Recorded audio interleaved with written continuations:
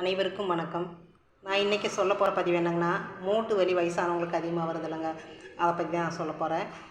எப்படிங்கன்னா, எனக்கு ஒரு 50 வயசில் வந்தது. மாடிப்படி ஏறுறக்கும் கூட கொஞ்சம் சிரமப்பட்டுட்டு இருந்தேன். அப்புறம் முருங்கைக்கீரை சூப்பு தான் வாரத்தில் 2 நாள் சாப்பிடுவேன். காலையில் வெறும் வயித்துல முருங்கைக்கீரை சூப்பு ஒரு 2-3 மாதம் விடாமல் குடிச்சிட்ருந்தேன். அது போனதே எனக்கும் தெரியல. அப்புறம் படி ஏறுறதுக்கு சிரமமெல்லாம் இல்லை, எதுவுமே இல்லை. அப்புறம் உடம்பு வலி எதுவுமே இருக்காது.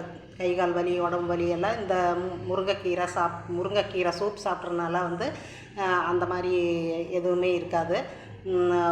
உடம்பு வலி, கை கால் வலி எதுவுமே இருக்காது.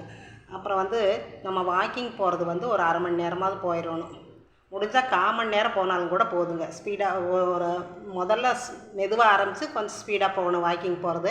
அந்த மாதிரி ஆரம்பித்து ஒரு அரை மணி நேரம் போயிட்டு வந்திங்கன்னா அந்த மூட்டு வலி இருக்குதுன்னு நம்ம விட்டுறக்கூடாது.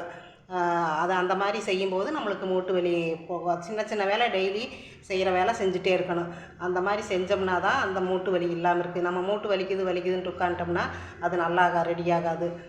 அதுபோக தேங்காய் எண்ணெய் இல்லை நல்லெண்ணெய் அதை சூடு பண்ணி சோடம் இருக்குல்ல, சோடம் பொடிச்சு போட்டு அந்த ஆயிலில் நல்லா மசாஜ் பண்ணி விட்டிங்கன்னா அந்த மூட்டு வலி நம்மளுக்கு ரெடி ஆயிடும். கொஞ்சம் நாளில் பார்த்தோன்னா ஒரு 6 மாதம் கழித்து பார்த்ததுன்னா கம்ப்ளீட்டாக க்ளியர் ஆயிடும். மூட்டு வலி, முழங்கால் வலியே இருக்காது.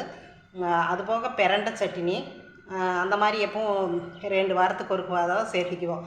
பிரண்டை சட்னி, அதுபோக முடக்கத்தான் கீரை சூப் இந்த மாதிரி எல்லாம் போட்டு குடிக்கிறதுனால வயசானவங்களுக்கு அந்த மூட்டு வலி குணமாகறதுக்கு நல்ல சந்தர்ப்பம் இருக்குது. இது ஆஸ்பத்திரிக்கு அதெல்லாம் போகவே தேவையில்லை. எனக்கெல்லாம் இந்த மாதிரி மூட்டு வலி இதெல்லாம் எதுவுமே இல்லை. அதனால தான் உங்களுக்கு சொல்கிறேன். இந்த மாதிரி இருந்தது கரெக்ட் பண்ணிட்டேன். அது மாதிரி நீங்களும் பண்ணி பாருங்கள். தேங்க்யூ.